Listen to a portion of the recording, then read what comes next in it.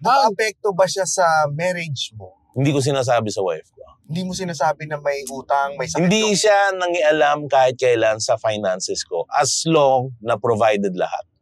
Pero feeling ko may alam niya ayaw niya lang magtanong kasi feeling ko alam niya na kailangan kong gawin to eh. So walang ganong klaseng conversation na basta lahat ng kahit ang hindi niya alam minsan halimbawa yung ipapangutang ko talaga. Dumating ako sa point na yun yung may tuition, papangutang ko saglit.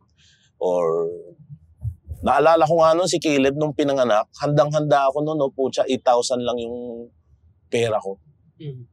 Sa bulsa. Kasi same day, pare, kailangan lagyan ng IJ cut si tatay. Yung IJ cut sa dialysis, parang gripo. Kasi nga, hindi na gumagana yung mga ugat niya. Yung mga ganong tipo ng senaryo, and hindi lang siya isang beses nangyari. Napakaraming beses, pare. Iniyakan mo yan? Oo. Paano iyak? Ang awa. Hindi, paano yung iyak na hagul? Alam mo, hindi yung iyak, pero alam mo yung hatred. Lugmok ka no? Lugmok, yung hatred, na dumating nga sa point, ito yung hindi ko gusto naging sa sitwasyon ko, yung naapektuhan yung relationship namin mag-ama. Naapektuhan yung relationship namin mag-ama kasi nga, hindi rin kasi mabilis kausap yung dad ko pagdating sa decision making ng finances. Ako yung ako yung, alam mo yun, parang sa gobyerno, naglagay ka ng taong matino. Siyempre, matino ang ikikilos niyan. Ikaw si Vince Dizon. Ayoko magbanggit ng pangalan. Gets mo? Gagawin mo ng trabaho ng matino, responsibly, tsaka by the book.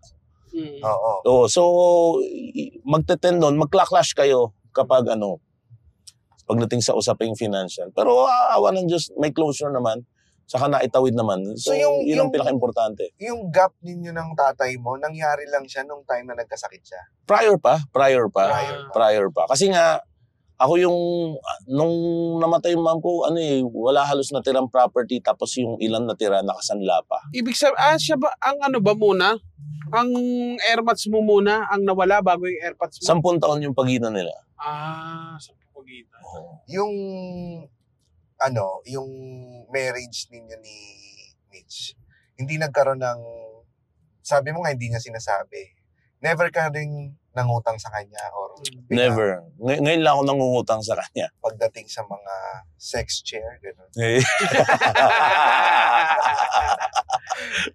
Nung college ka, kasi di ba nag-UST ka? Oo.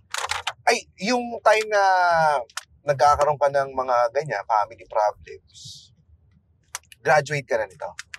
Nalaman ko may cancer yung nanay ko, 3rd year college. Meron kang confident sa... Wala. Wala kang kaibigan nung... Ang problema kasi sa ganyan, kapag nangyayari yung mga ganyan sa pamilya, hindi mo mapagsabihan yung mga pamilya mo rin mismo. Kasi alam mong iisa kayo ng pinagdadaanan.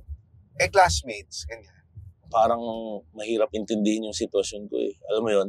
May napapagkwentuhan ako, pero alam mo yung nararamdaman ko na hindi naman sila nakaka-relate sa pinagdadaanan ko. Kasi... Boring! May gumagano ba? Basketball na tayo. Tama na yung mga cancer na yan. Muman naman Di cool yan Oo.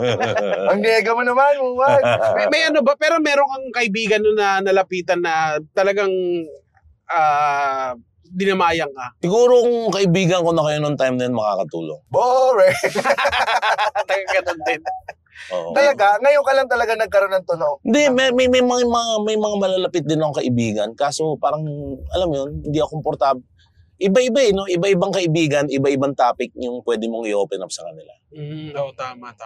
So, pwede natin, paano mo i-classify ang mga kaibigan mo? Sa kakayanang bumili ng VinFast VF7.